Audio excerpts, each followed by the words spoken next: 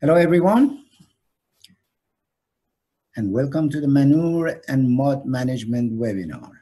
My name is Masoud Hashemi. I'm an extension professor in Stockbridge School of Agriculture, and also I'm serving as team leader for crops, dairy, livestock, equine of UMass Extension.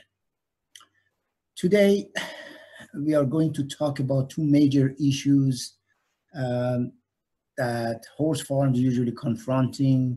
One of them is manure and the other one is mud. And of course, I need to emphasize that this presentation is an introductory level. So if you have specific questions about your operation, I encourage you to contact me by email or by phone, and I'll be glad to assist you.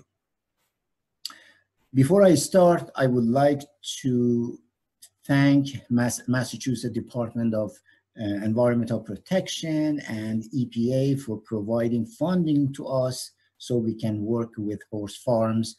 And my sincere thanks goes to Hampton, Hampshire Conservation District, which initiated this presentation. So today's talk is about first of all, let's start with the non-point source pollution and define what that really means. And then we're talking about manure management, both in the barn and the manure left on the pasture. And finally, we're going to talk a little bit about mud management, how the mud create at the farm and how we can minimize it, okay? So in terms of non-point source pollution, as you know, when water moves either on the soil surface or it goes deep into the soil, it picks up and carries pollutants, all kinds of pollutants, such as nutrients and pathogens. And these are major pollutants, and we don't know where the source is. It's really hard to identify the source, and that's why it is called non-point source pollution. It could be, the source could be a few miles away from a water body, and still you see such an ugly situation. As you can see, it's an algae bloom and turned a beautiful pond into this greenish, ugly situation. And usually the reason for that is that the first candidate for making this greenish situation is phosphorus, and then the second candidate would be nitrogen. Then the question would be, what's got manure to do with the non-point source pollution? Well, it's got everything with it, because there is nutrients in the manure, all kinds of nutrients, from macronutrients, micronutrients. It is especially very rich in phosphorus, nitrogen, potassium, but also it is rich in pathogens, all kinds of pathogens. And when these nutrients or pathogens or manure particles get into the water through either runoff or leaching, then the problem starts. So we have to manage the manure, and we have to do it because to prevent all kinds of contamination, whether it's a surface water contamination or groundwater contamination. And the picture that I'm showing is actually is a brook right behind a dairy farm, and as you can see, the leachate coming and runoff from the manure pile got into this brook and turned this brook water into such a brownish, ugly situation, right? And also we have to manage manure because to protect animals' health, and odor is another, offensive odor is another consequence of unmanaged manure. And also we want to preserve the nutrients in the manure so we can use it as a valuable source of nutrients instead of buying fertilizer. So I hope you're convinced that the manure must be managed. Now, the nutrients in the manure can be lost to the environment, whether to soil, water, or air in different ways. Probably the most common would be runoff, and among all the nutrients in the manure, phosphorus tends to be lost from manure through runoff and gets into the surface water and cause, for example, the algae bloom that I just mentioned.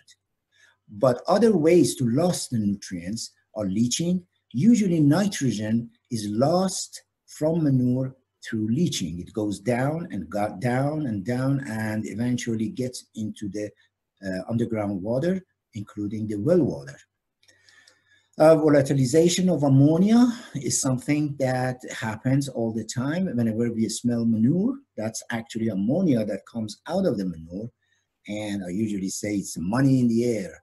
And this is the nitrate, which is not only is a loss of money, but also pollutes the environment. And also the nitrogen can be lost from the manure through denitrification. So I don't want to get into the process, but I just want to emphasize that the nutrients of the manure can easily be lost to the environment, especially if they are not well managed. Now, if manure gets into the water in any ways, then it causes all kinds of problems. For example, these are just a few examples. For instance, the nitrogen in the manure, it gets into the water, and somebody, especially the young kids or young animals, drink from that water. It causes blue baby syndrome, and also it causes cancer. Ammonia nitrogen in the manure, if it gets into the water, it kills the fish. Phosphorus and nitrogen, as I said before, they cause algae bloom. The pathogens, of course, they cause some health issues. And the organic particles in the manure, if it gets into the water, they deplete the oxygen, and therefore the marine animals such as, snappers or the fish or frogs and that sort of things will die because of the lack of enough oxygen. So as you can see, if manure gets into the water, it causes all kinds of problems. So what can we do? Well, if you have animals, horse, doesn't matter, horse, sheep, goat, beef, you got manure, right? And horses are specifically is important because they generate not only relatively large volume of waste because they are huge compared to sheep or goats, but also because of the bedding that we usually use, and it's the soil bedding plus manure that we usually call it waste. That is a huge, huge amount. As you can see, the picture in up here shows that the manure plus the bedding and piled in very short period of time. And also in the bottom photo, it shows that this is the manure that is accumulated within less than a month. And as you can see, the leachate and runoff from the manure is on the ground, and eventually it gets into the water body, whether it's a brook, it's a pond, or it's a lake or something. And as I said, the waste accumulates at no time. So we are facing with a large amount of manure. The question is how much manure? Well, it depends if we're talking about in the barn, because the amount of accumulated manure in the barn is totally different than the amount of manure on pasture. So let's talk about the manure waste in the barn. To give you a hint, 62 pounds of manure, horse manure, raw manure, occupies about 1 cubic feet. And on the other hand, about 9 to 12 pounds of sawdust or wood chips or wood shaving, that is also occupies one cubic feet. So having those numbers in mind, a horse, a standard size horse, which is roughly about 1,000 pounds, and it usually poops about 8 to 10 times a day. In total, it generates about 45 pounds of manure per day. This is raw manure again. And considering those numbers that I gave you at the top, that translates into 0.7 cubic feet of manure. Then, of course, we have beddings on average, anywhere between 8 to 15 pounds per day, all kinds of beddings, which again occupies about 1.3 cubic feet. So in one day, we are dealing with 2 cubic feet of waste, okay? Now, if you multiply that by 365 days, if you keep the animals in the barn year round, then you end up with the 730 cubic feet, and that is enough to occupy a storage which is 12 feet by 10 feet and then 6 feet height. That's huge. Of course, you're not going to have 730 cubic feet because the animals will be outside for a period of time.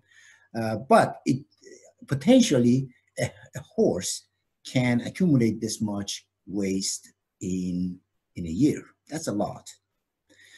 So now I want to show you something that the manure, horse manure, is a good fertilizer.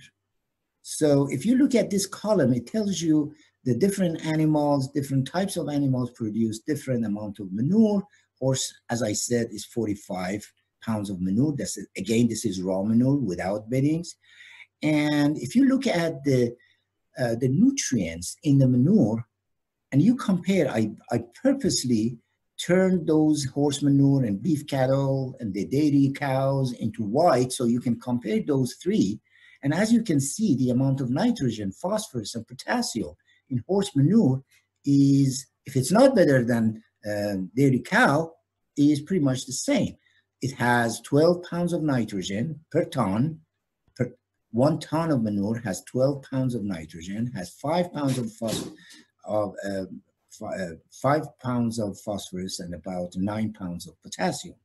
Okay, so it's really rich in nutrients. So yes, it's good if we manage it and we use it as a fertilizer, but it's bad if it gets lost into the environment.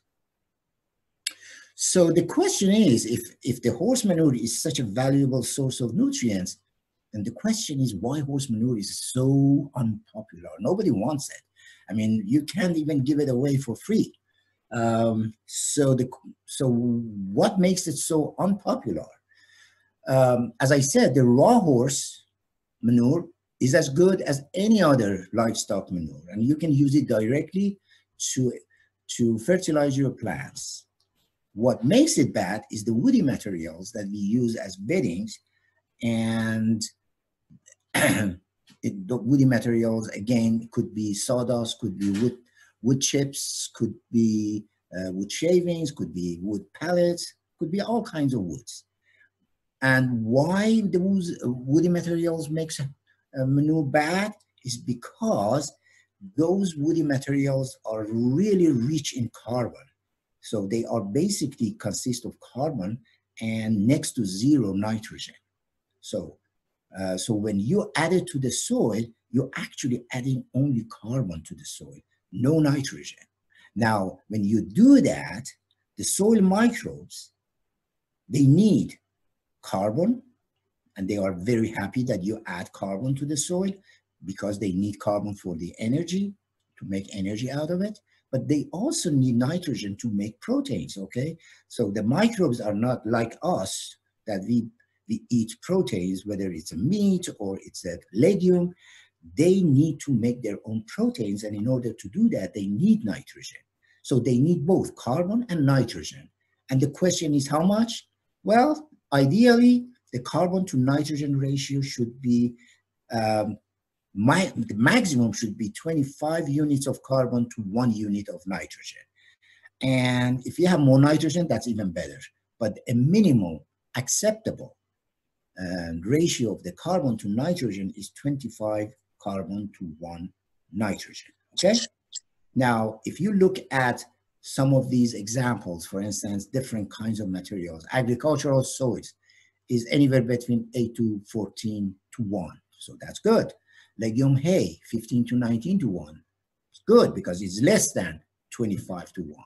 Cow manure is good. Finished compost is good.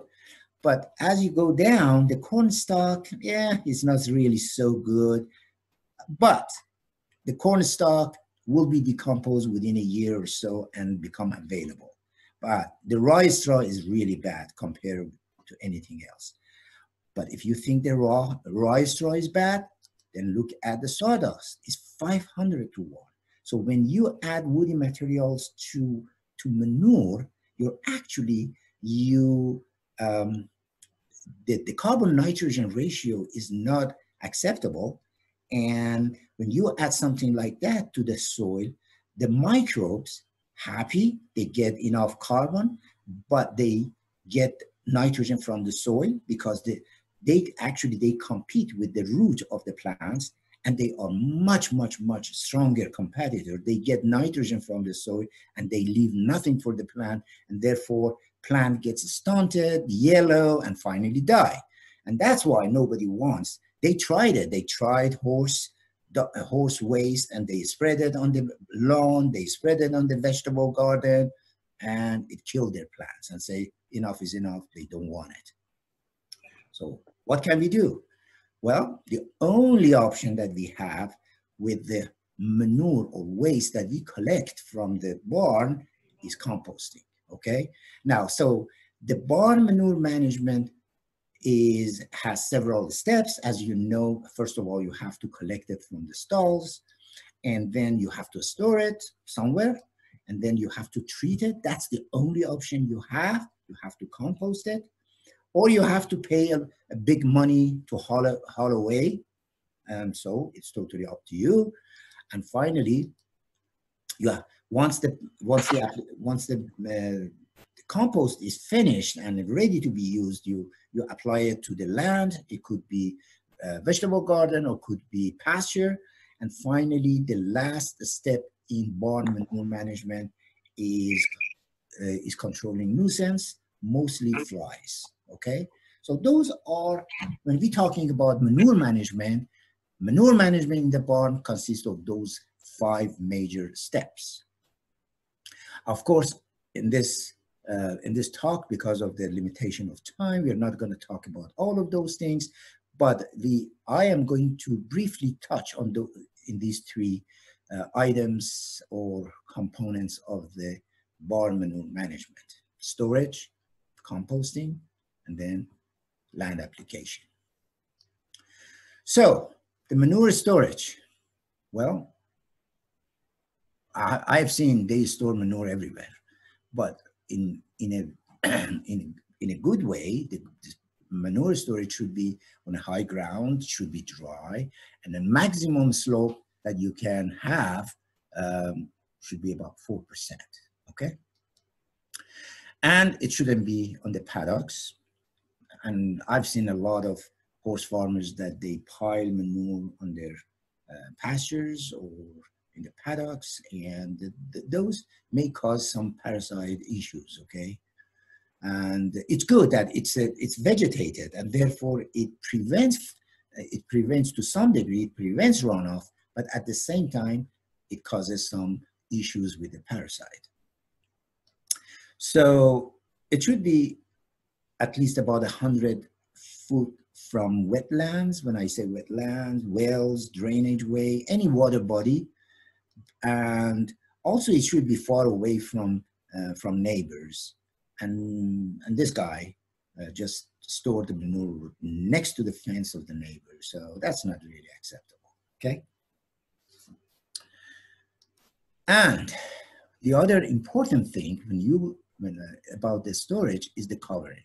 No matter how fancy your manure storage is, it has to be covered. And the covering can be very fancy and some fixed roof, or it could be just a tarp.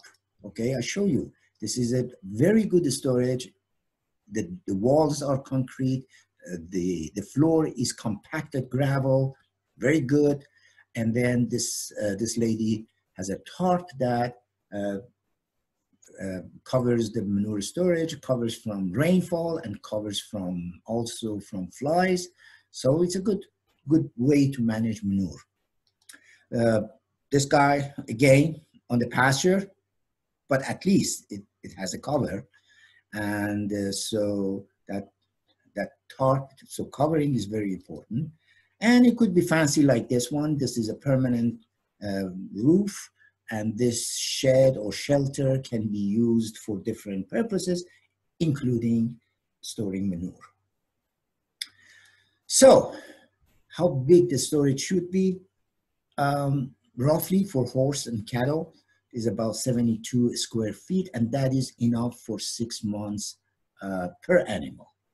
So you figure out, you do the math, how many horse do you have, or how many other livestock do you have, and so make sure that you have a big enough storage for piling the manure. Okay. The flooring of the storage, this one is concrete walls and concrete floor. That's good. But guess what? It doesn't have a cover, or it doesn't have a roof. So I don't recommend that. I wish they didn't pile it that high, and therefore they could put at least a tarp on top. So the storage floor can be slightly sloped to one or both ends. This is because to prevent any accumulation of the water at the bottom. And options for flooring includes concrete, as I said, is a fancy one, but it could be packed gravel, could be packed stone dust, could be compacted earth. And so it could be anything. And finally, the other barn manure management is composting. As I said, we left with only one option, and that is composting. And one thing that I should say it is just piling manure is not really composting, okay? And why is not composting? Because by definition, composting is the breakdown of organic materials by microbial communities, okay? All kinds of microbes. It could be the fungus are the major one, but also other than fungus with the bacterials, actinomycetes, and others, also they play roles in composting.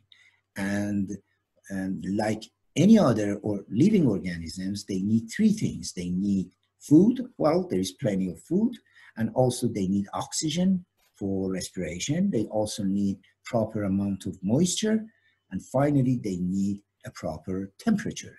So if one of these is not there, if it's too cold, or if this carbon-nitrogen ratio is not good, or if the oxygen, most of the time the oxygen is the limiting factor. If the oxygen is not there, enough, for sufficient oxygen is not there for all these microbes, and therefore the compost will stop, okay? So that's why they usually turn the pile of the composting materials, and but piling, turning is really time consuming. Not everybody has time to do it, and the rule of thumb, the more turning, the better. Usually they recommend twice a week, but even once a week is too much. So unless you have a loader that you can turn the pile, it would be a very very problematic. Now, I want to talk about a little bit about aerated composting. So instead of an alternative to turning the manure by either by shovel or by loader, there are aerated composting, which means instead of turning, you actually insert oxygen into the pile. Okay, this is 3 beans composting, aerated composting. As you can see, there are number 1 is fresh materials, so fresh materials coming daily or every other day, and they are go into the first bean. And the bean number 2 is halfway finished, and the number 3 just harvested, and it was finished compost. Okay, now this is one of the beans. As you can see, the floor, there is a perforated PVC pipe that's coming from outside and distributes like this, and it gives oxygen. So when the air pump works, it gives air, and the air comes up, and then those boards will be cover the pipes, the PVC pipes, like this. Okay, and there is also these 2 metals. It makes it very easy to insert the boards when you want to harvest the manure or the compost, or if you want to add fresh materials, you can take out or put in those boards, and it just slide in, and it's very easy to do that. And finally, hopefully, you have bins full of composting materials, and once you have that and it's full enough, then this is the pump outside of the bins, next to the bins outside. The pump is not really big, it's 1 horsepower, it's roughly about $100. Okay, and the pump has a timer. The timer works about roughly 2 minutes every hour, so it's not really continuously working. It only works for 2 minutes per hour, and it gives air, and the air goes through those PVC pipe. I show you here, there are three PVC pipes coming out, and if you look at the back of those 3 beans, you see the first pipe comes and then goes down and goes into the bottom of the first bean. The second one goes to the second bean and then gives air from the bottom to the second bean, and finally the third composted PVC pipe. And usually it takes roughly about 4 weeks. It depends on several factors, of course. It depends on the type of materials, depends on, oxygen timing or air timing, and also it depends on the air temperature. But roughly it takes about 4 weeks that materials turn into the compost, and then you need another week for finishing the compost. So altogether is about 5 weeks. Okay. Now let's go back to this. Of course, the system is very good, is kind of permanent. That means it's a one-time investment. And so how much is going to cost? Anywhere between $10,000 to up to $20,000. And so it's a one-time investment. Whether you afford it or not, that's totally up to you. But UMass Extension, we have offered a simple, low-cost aerating system. And in this case, so there are 2 types. We can use trash bins like this. Usually we usually recommend 3 trash bins like those. And as you can,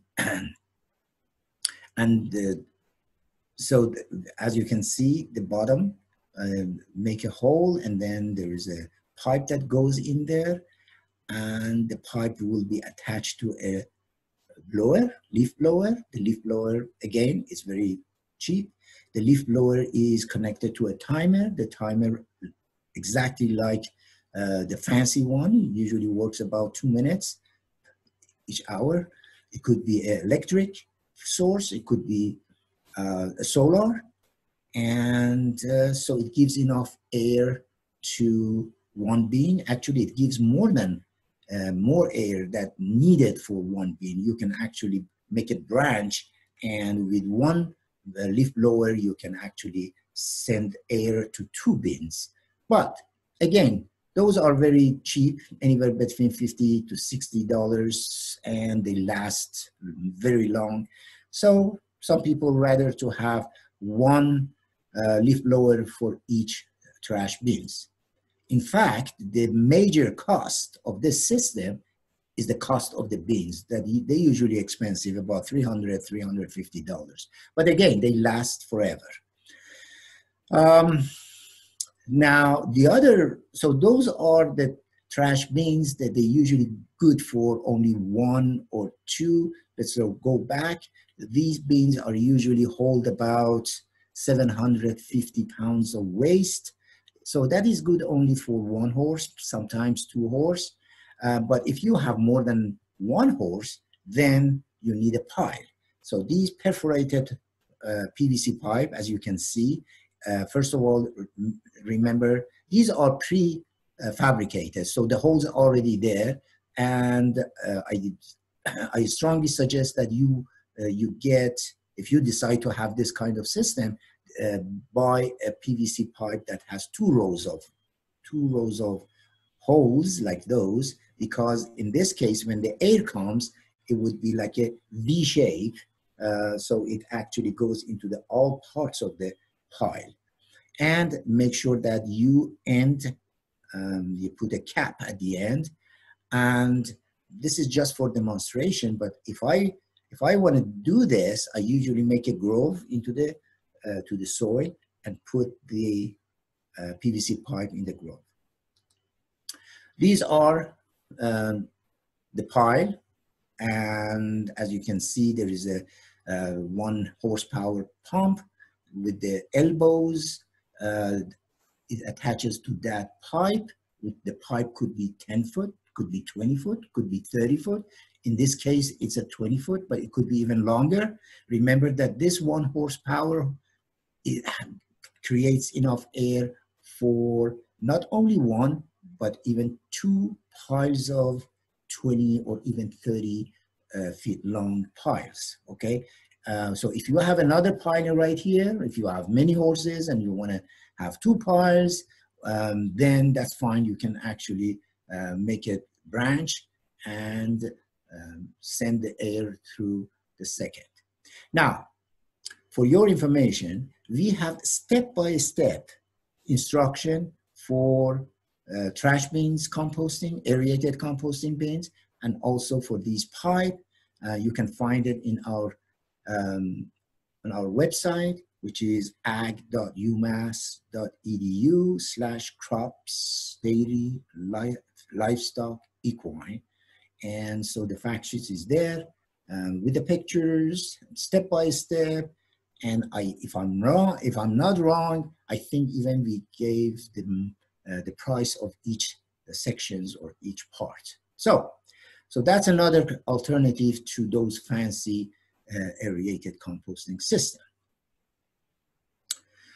Now, how about manure in the pasture? I'm sure that you have seen this situation, and as you know, the horses will not get in here because it smells. So if it's urine or feces like this, they're not going to touch the grasses. So we got to do something. And the only thing we can do is to remove manure from pastures. Why we have to do that? First of all, because this manure in the pasture, it provides a right condition, a favorable condition for fly to reproduce, to lay eggs, and also chances are that if you get a rainfall, some of these manure may get into the water bodies. So that's why we have to remove manure from pastures. How frequently? Usually every day or every 1 to 3 days, okay?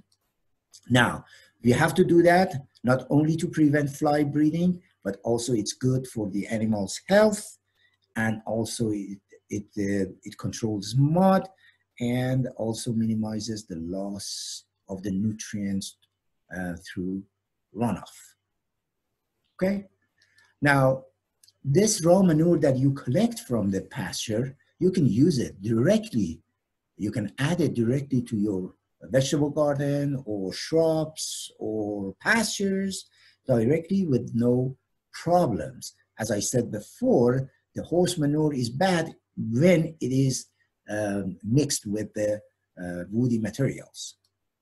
So these are a few pictures that I got from internet, and as you can see, this is a cart that you can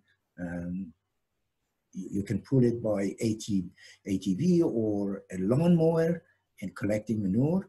And these are very simple composting system, and it's perforated, of course, but it's not aerated. So there is no pump. It's just the air goes in there, and of course it takes much longer. It takes much longer to have a finished compost. Okay. Now, the other thing that we need to do is harrowing pasture is very important to break up manure clumps, and it could be anything. It could be just some chains behind, some chains or tires behind the tractor, or they're a little bit more fancy like this.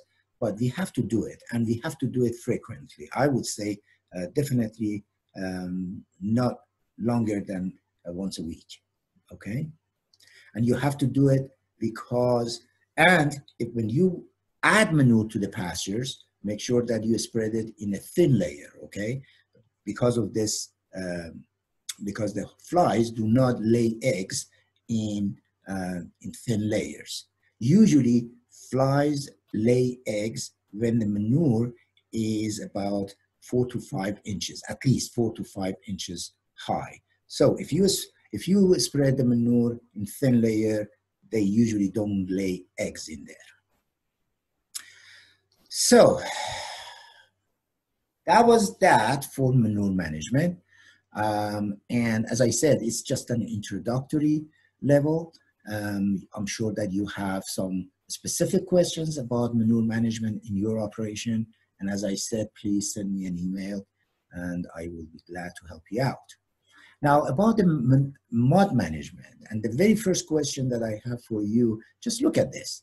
You have two extreme situations. You have the beautiful green grasses right on the other side of the fence, and then you have this muddy situation inside. And the question is why? I mean, they were the same.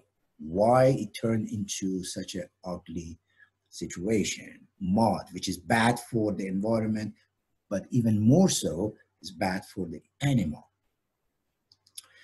So issues with the mud is not only is an unpleasant view like this, and I'm sure you have experienced this kind of view, and it is also a serious source of pollution, okay?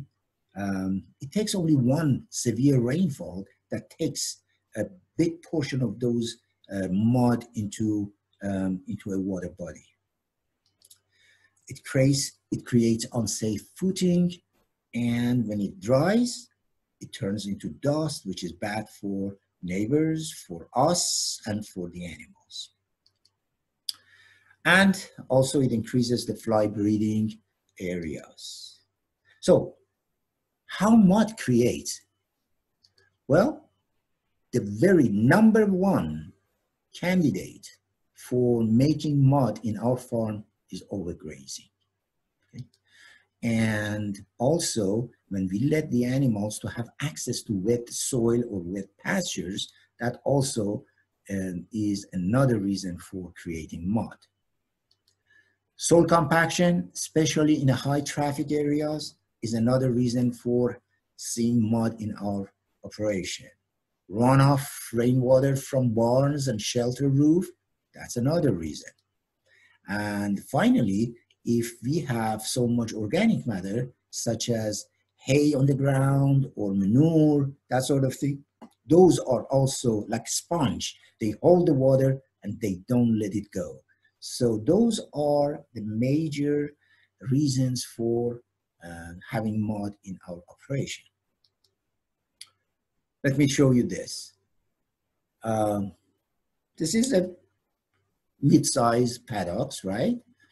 And it's in spring.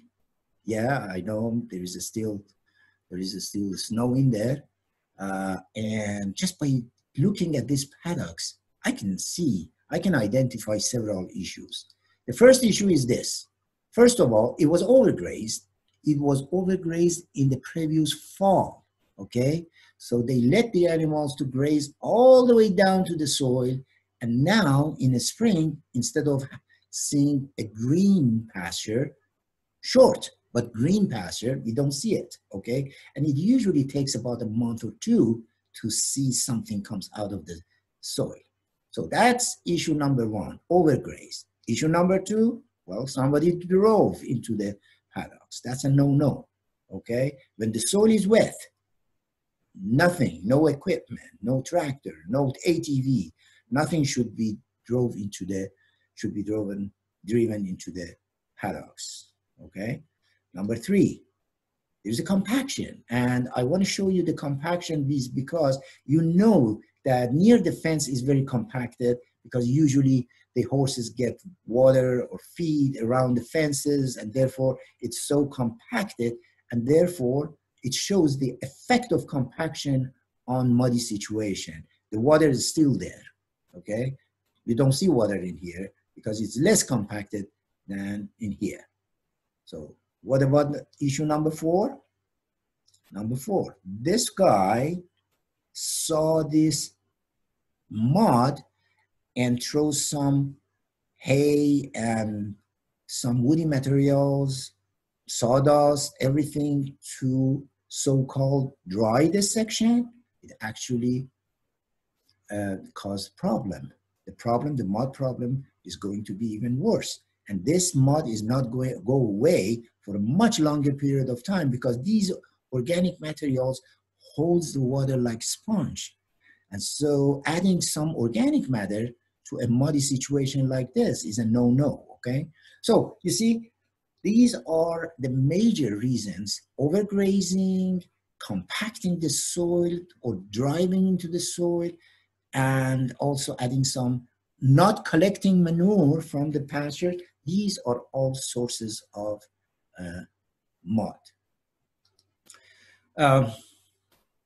As you can see, this is a muddy situation. It's compacted. You still can see the water doesn't drain into the soil because it's so compacted. And not only that, they feed the animals, those hay, they feed animals on the soil, which eventually most of that will be part of the soil, and therefore the organic matter of the soil goes up and they holds the water, and the muddy situation gets even worse. Okay, now the question that I have for the farmer is why these horses are in this area in the first place. There is nothing to graze, right? So why they are there? So that's a question that I try to answer in a minute, but that's the way it is. How do you like this? This is exactly the same. So let's go back. This is the same. So this is the same area when it was well managed. And that ugly situation, muddy situation, compacted, manure, hay on the ground, everything else has been turned into this beautiful green pastures, okay? And we will talk about it in a minute. So one of the major source of mud is actually the water that comes from the roof of the barn or sheds. And just to give you an estimate, 1 inch's rain, when it drops on a 30 to 100 foot, 30 feet by 100 feet roof, that translates into 2,000 gallons. Those are additional water coming to the soil from the roof. That's 2,000 gallons, okay? That's a lot of water, and it's only from 1 inch. And chances are your barn is way more than 30 by 100 feet, right? And the problem is this water, it usually runs into the high traffic areas and eventually runs off into the streams. So we must consider, in order to minimize the mud formation, we have to consider installing rain gutters, French drains like this, and downspouts like that. And the whole idea is to keep the clean water clean. The rainfall is clean, and we have to keep it clean. In order to keep it clean, we have to insert it into the soil, okay? So that clean water goes into the soil and it reaches the underground water. Or we can, with this downspout, we can direct it into the grassy areas, okay? Now, sacrifice areas are important, and it's part of the pasture management. I mean, I can't see a pasture management without having a sacrifice area, but also sacrifice areas are good for so many other things. By definition, why we call it sacrifice areas is because you sacrifice a small area, something like 200 to 400 square foot per horse, to save the rest of your pastures, okay? Great deal. This sacrifice areas is good to avoid overgrazing, especially if you have too many animals and not enough land. If you let the animals continuously graze, of course they overgraze it, and of course overgrazed area turn into the mud. So sacrifice areas is a good area. You remember that I showed you why these horses are in that area in the first place. Some people will say, well, horses, they want to run, they want to walk, they want to social, they want to have fresh air. Yes, but at what cost?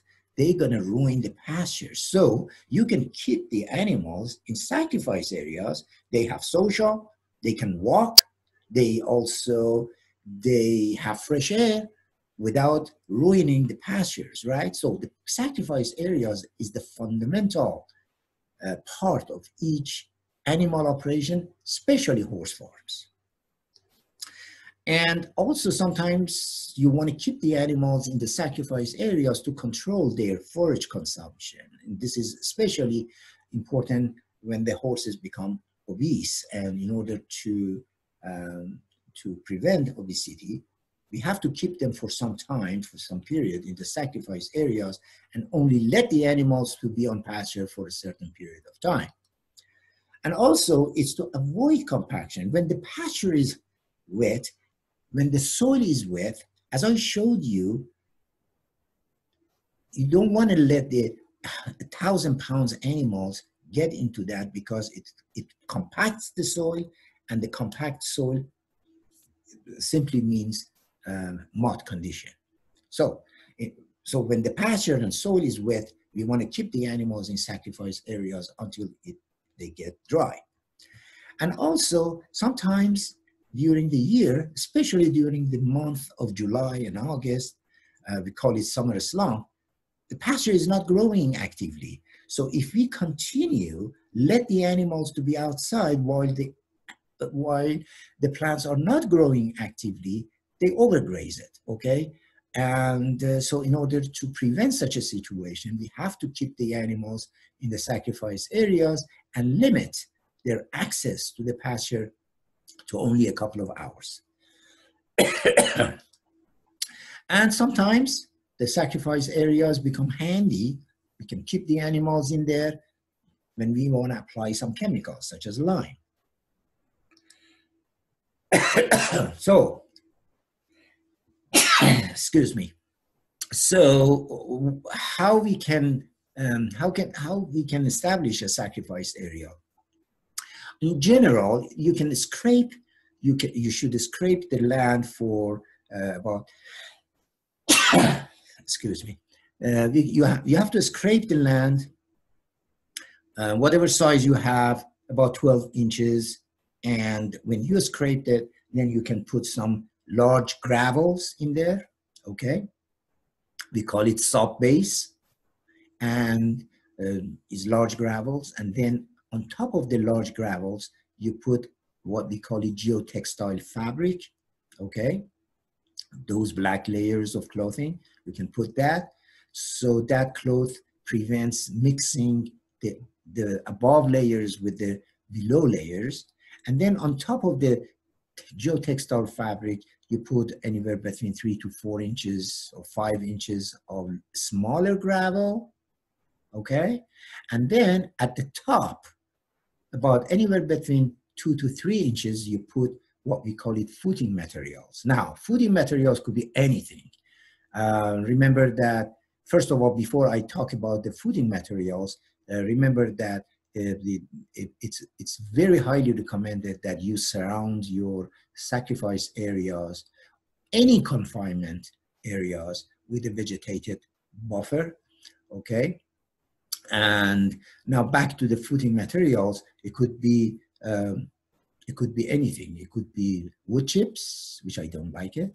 It could be stone dust. It could be compacted gravel. There are all kinds of footing materials. Now, again, there is a fact sheet. And if you go to our website and you can see footing materials, you see the instruction for making sacrifice areas, the type of the footing materials, and also the cost. This is just one picture. As you can see here, this is in Hadley Horse Farm. And so we have wood chips, one wood chips with geotextile fabric, one area wood chips without. So this is for education, okay? And so we knew that without geotextile fabric is not gonna work, but we have to show it. We have to document it to students and whoever comes to visit the farm. And also we have compacted gravels with geotextile fabric or without. And then we have a stone dust, and then there are some other materials. And if you are living around here, you're very welcome to go to Hadley Horse Farm, and you will see several kinds of footing materials, and you can see it. Now, this is wood chips again, wood chips plus geotextile. The size is 60 by 40. Hey, this is my mistake, okay? Please forgive me for my mistake. This should be 2,400. I typed, is a typo, it's 4,200. So it's 2,400 square foot. That is a lot, that's big, because if you remember, for each horse you need anywhere between 200 to 400. So 2,400 is good at least for 6 horses or 5 horses, okay? So that's 4,200, 2,400 square is good for 4 or 5 horses. The materials, these are the costs. The roll of geotextile fabric costs you $445, and the chips anywhere between 12 to 15. You don't have to buy, the very fine and very, top quality wood chips. 12 to 15 per yard, and the cost is $2,300. Again, this is for several horses, and the labor that includes. If you take the labor, if you're not doing it yourself, you have to hire someone to do that. If you don't have the machine, so you can add another $750. It sums up to about $3,000. Not really bad, huh? So if we look into this one, is crushed gravel plus geotextile, and again, it sums up to about $3,500. And this is probably the best one: gravel plus stone dust plus geotextile, and as you can see, it's $3,600. $3,600 for 4, 5, 6 horses is not really bad. And knowing that this sacrifice area can save your pasture is a really, really cheap investment, okay? So there are little things that you can do. For instance, look at this one.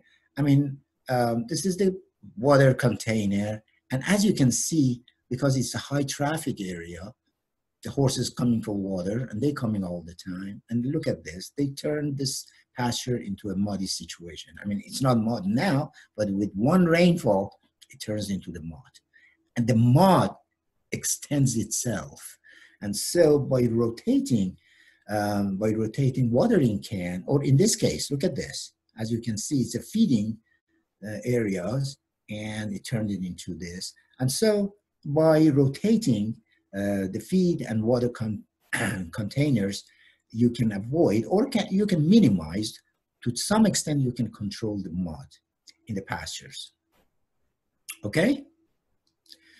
So, as I said, it's a great idea to have a vegetated buffer around paddocks, sacrifice areas, any confinement areas. These are good because they catch, whenever we have rainfall, they catch nutrients, okay?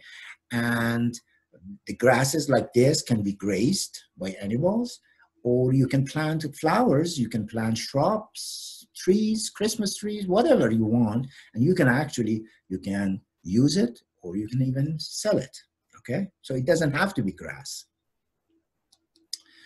And finally, another kind of innovative idea for pasture management and mud management is Pasture Paradise. Okay, so this horse, they had 40 horses and only 8 acres. And of course, as you know, 40 horses is way, way more than, they need more than 8 acres, okay? And you remember I showed you that muddy, bare soil condition. So this is what we came up. This is a very simple method of preventing that situation. So the Pasture Paradise simply means you're creating a track all around your central pasture. The width of this track could be anywhere between 10 to 12 feet, and so the horses can walk, they can run, and so you can put feed and water several places, so they actually move from one stop to another to get feed or to get water. And so they walk, and usually if one horse starts to running, other horses start to follow it. And so they get social, they get fresh air, they do their natural habitat, which is running and walking, but they're not ruining this pasture. This pasture was just established, is just reseeded, okay? And it turned into this. And so the horses are walking around, and this central pasture was divided with those temporary fencing, and depends on the number of animals, depends on the time of the year. You can assign part of these pastures to several animals for several hours. I can't tell you 1 hour, 2 hours, or 3 hours. It could be more, could be less. But when you don't have enough land, you can't really force the land to produce enough food or feed for your animals. You have to do something. You have to sacrifice something, okay? And so the Pasture Paradise is a very simple, it's not very expensive idea to implement, and that can really help to prevent mud, but at the same time, it's a nice view. Okay, so I guess with that, I should say thank you for listening. And if some of you have questions, then I'll be around to answer. Thank you. So whoever wants to ask question, you can unmute yourself and question.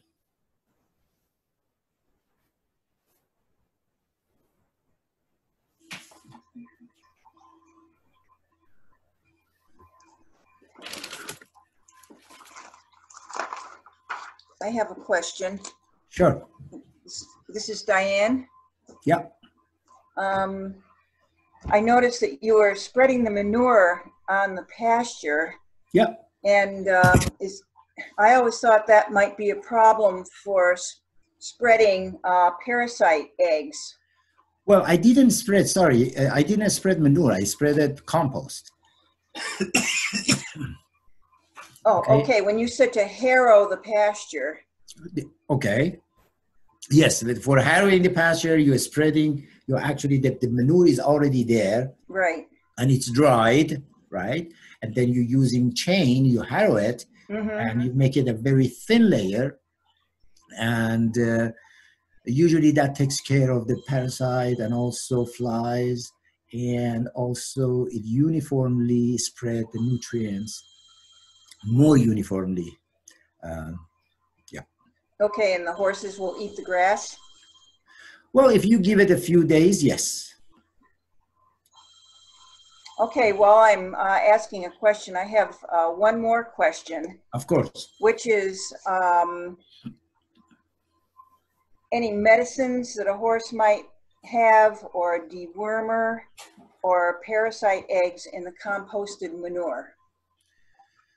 Well, that's a very good question. If my general answer to this question is, if compost is done and is finished well, and because it creates a lot of heat, you know, usually if compost is done right, you should see that temperature with the long stem thermometer, you should see somewhere around 140 degrees. And that heat usually takes care of parasites and other worms. It may not take care of the antibiotics, but it will take care of the worms. And when I say worms, I really don't mean the good worms. I'm talking about the parasites and also some pathogens. But if the compost is not finished well, that could be a source of problem. Yes, you're right. Okay, I'm wondering about how long the chemicals and dewormers might last, and if that would affect plants or anything if you're putting this on your garden. Yeah, that's a good question, but unfortunately, I am not really expert on that. I really don't know. Okay, great. Thank you very much. You're very welcome. Yeah. Other questions? I have a question. Yeah.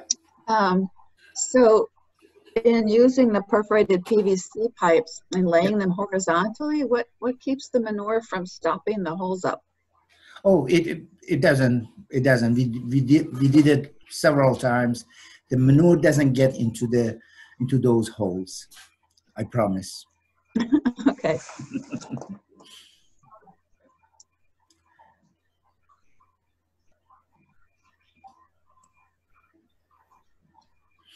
I have a question. Yes. Thank you for doing this. This is Jennifer. Hi, Jennifer. Hi there. On the Pasture Paradise, the Paddock Paradise, ideally, should the tracks be full of material like a sacrifice area? That's too expensive. Yeah, I would think so. So, that's too expensive. They turn into mud. Yeah, that's too expensive. I mean, if it's compacted earth, that would be okay. So if we could use some heavy rollers to compact the earth, that makes it a little bit better. Yeah. Okay. Okay. But remember that because it's surrounded with grasses, so there would be no runoff from those tracks. Okay. Yes, it's unpleasant because it's muddy, but just think about it. If it's not that, then the animals would be on a muddy situation anyways, right? You're not going to keep them in the barn, so they would be in a pasture, so-called pasture, which is muddy. So it's better to be on the track, and the track is surrounded with grasses on both sides, and therefore any nutrients, any runoff from those tracks will be captured by the grasses. Great. Thank you. Yeah.